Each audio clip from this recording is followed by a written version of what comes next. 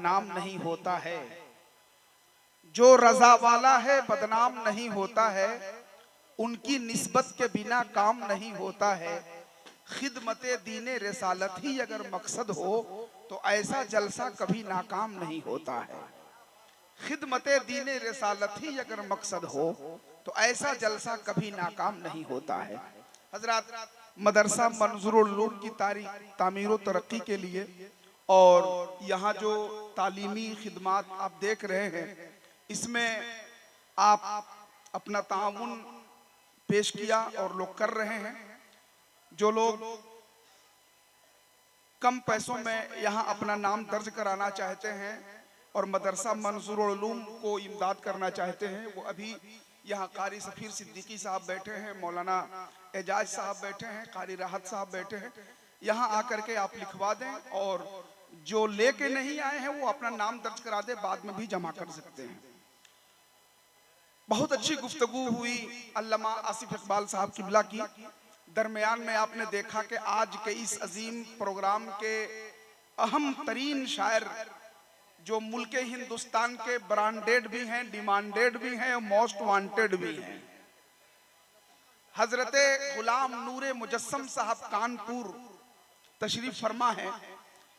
آپ ان کو غور سے دیکھیے، اعلیٰ حضرت کا صدقہ کھا کھا کر اتنا خوبصورت ہو گیا ہے کہ اگر عقیدت کی نگاہ سے آپ دیکھیں گے تو بینائی میں اضافہ ہو جائے گا۔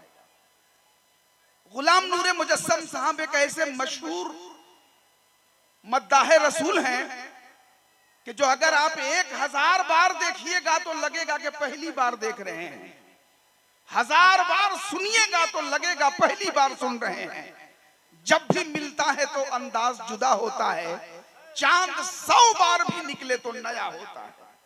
اتنی اچھی آواز کہ اگر کوئی شخص کنویں میں ڈوب رہا ہو اور غلام نور مجسم صاحب جا کر کنویں کے دہانے پہ نبی کی نعت پڑھنے لگے تو کنویں میں ڈوبنے والا آدمی ان کی آواز کی رسیوں کے سہارے اوپر آ سکتا ہے۔ وہ شاعر کو بلایا ہے کامت شریف والوں نے، اس شاعر کو بلایا ہے مدرسہ منظور العلوم کے ذمہ داران حضرات نے۔ آئیے میں بلا تاخیر انہی کی بارگاہ میں چل رہا ہوں، مگر آپ نے جو یہ انتشار کا ماحول بنا دیا ہے اس کو ذرا ختم کیجئے، اور جو جہاں کھڑے ہیں وہاں بیٹھ جائیے، ادب کے ساتھ بیٹھیے۔ چونکہ پیر طریقت سید عین الہدا صاحب قبلہ تشریف فرما ہے، سید احمد رضا صاحب قبلہ تشریف فرما ہے، کچھ ہی دیر میں نبی رہے حضور منظور ملت حضور نیر میاں صاحب سہروردی تشریف لانے والے ہیں۔ بڑے بڑے علماء کرام بیٹھے ہوئے ہیں۔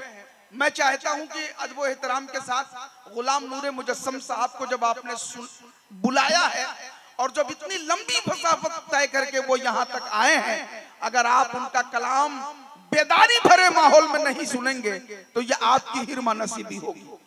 آئیے حضرت شاعر اسلام غلام نور مجسم صاحب کا بلا تاخیر استقبال کریں۔ سبھی لوگ پہلے ہاتھوں کو لہرا لیں، سبھی لوگ ہاتھ اٹھا لیں۔ نور مجسم، غلام نور مجسم صاحب کا کلام ہونے جا رہا ہے۔